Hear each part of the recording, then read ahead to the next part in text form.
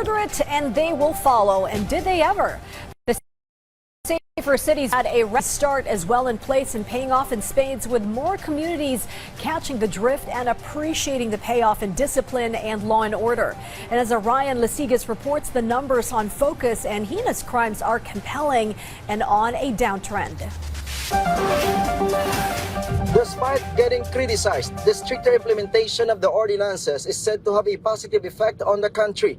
This includes the prohibition of being topless in public streets, drinking in public, and curfew for minors. This is evident in the decrease of crimes against persons following the implementation of the Safer Cities initiative. This includes direct physical harm, murder, kidnapping, and rape.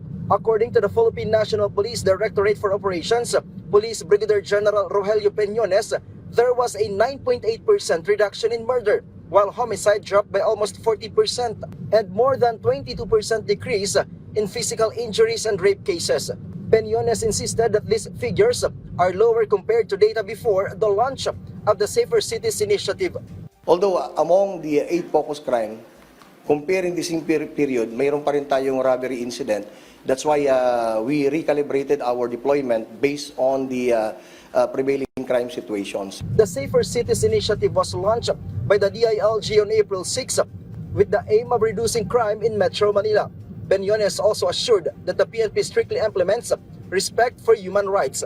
Earlier, the National Capital Region Police Office reminded police officers that the implementation of ordinances should be done with compassion and common sense.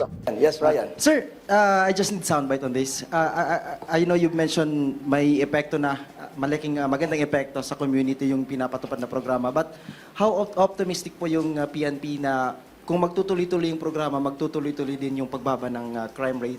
Yes, yun ang expectation natin. But sabi nga natin, hindi lang kasi ito yung pababain yung data. What is important is to see to it na yung community talaga maramdaman nila na talagang safe sila anytime.